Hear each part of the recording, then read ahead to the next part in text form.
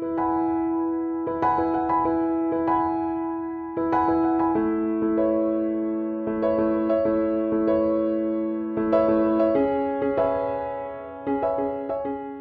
our last episode, we had just boarded the bullet train to Shinkansen in Tokyo, and now we're zooming across the countryside at over 230 kilometers an hour. That's 145 miles an hour towards Shin Osaka Station.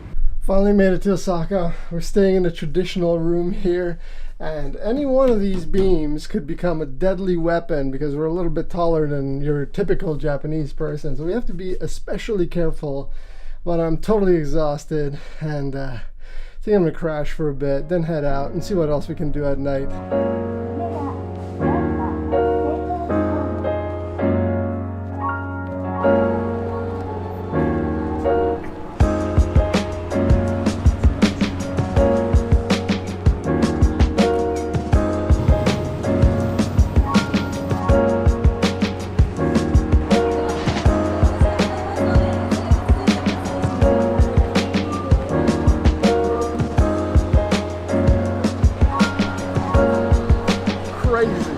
You can totally tell why Osaka is considered a culinary capital in Japan. They got everything from street food to fancy restaurants, everything for reasonable prices and not so reasonable prices, and a huge beer selection at that. So just outside of the Osaka station, there's a myriad of these little streets full of all of these kinds of restaurants, and that's exactly where we're at right now.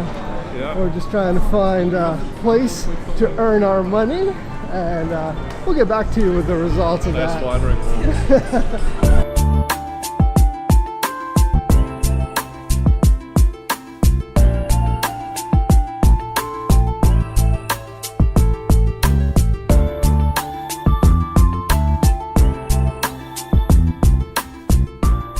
Before calling it a night, we decided to check out one more attraction, the Umeda Sky Building, which has one of the coolest observation decks I have ever seen.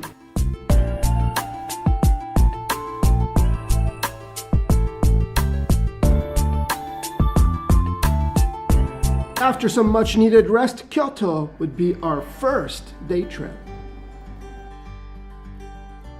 We found a conveyor belt sushi place at the station. We grabbed a light snack, got some coffee, and then we proceeded on foot to our first destination of the day, the Fushimi Inari Shrine.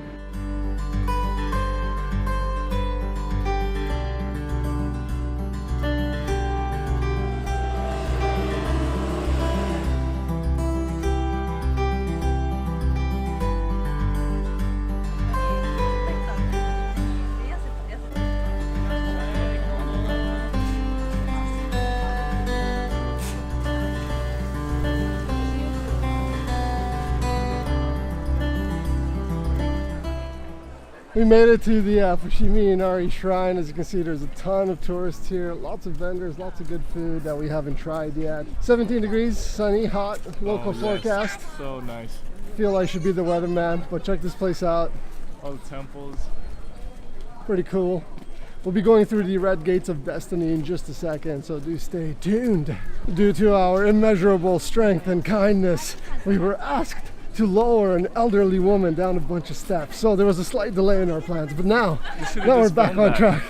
Yeah, I can't film that. Recalled that I brought chocolate with me in my bag this morning in this 25-degree heat or whatever it is.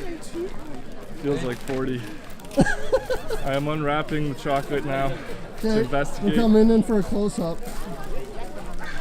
It's still cool to the touch. And we lucked out with only minor imperfections.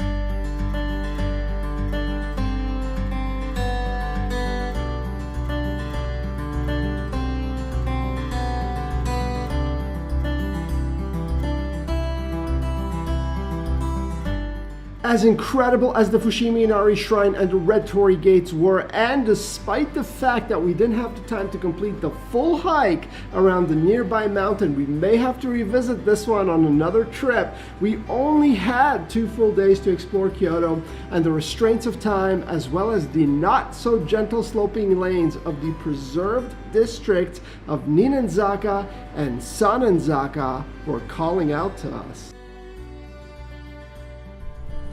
We've made our way to Shinenzaka and Ninenzaka, 2 old school districts in Tokyo. There's so much old school architecture here, a ton of merchants, and the number of locals and tourists alike that are passing through these areas is unbelievable. Hopefully we're gonna have enough time to show you all the stuff that there is to do here. Lots of shops, lots of restaurants. We're gonna try and get as much of this footage as possible, as tomorrow we're moving on to a different place, and I hope you guys are gonna enjoy it.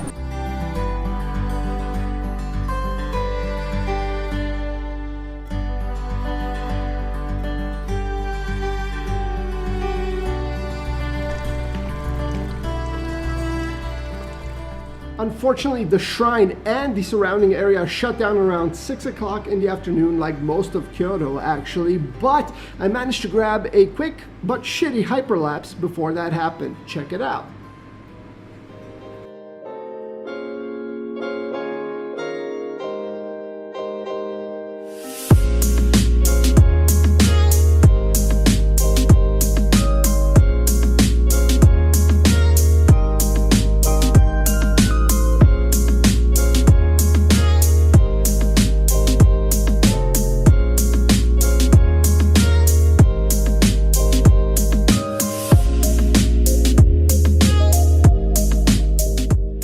Finally time to call it a night, as we would be returning the following day to visit 2 of the most iconic places in Kyoto, but not before tormenting Totoro.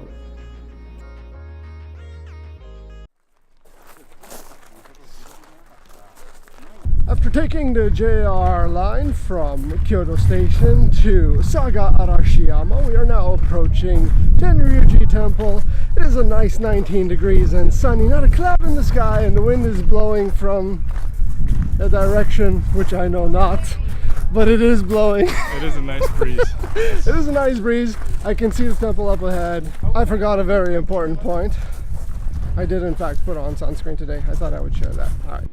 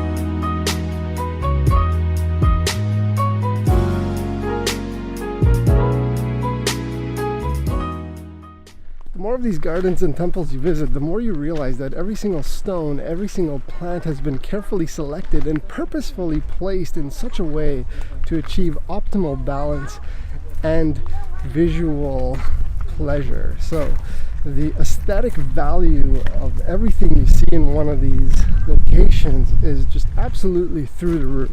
After touring the spectacular garden at Tenryuji Temple, it was time to head inside the temple itself before we would make our way to the famed bamboo forest.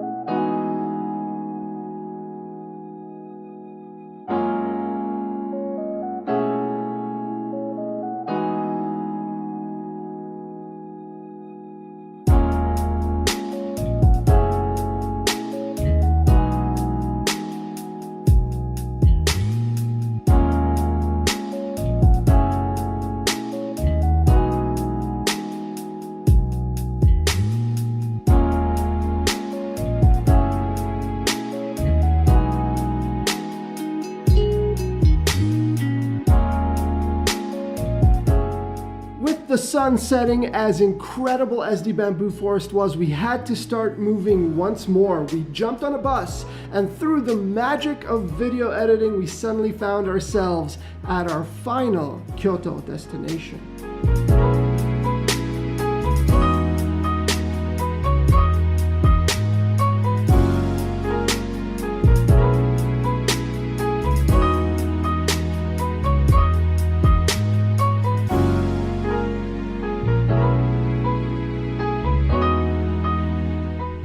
We're here at Kinkakujin Temple. Definitely as gold as it looks in the pictures. There's a ton of people here, but it's definitely worth the trip. I highly recommend you come and check it out.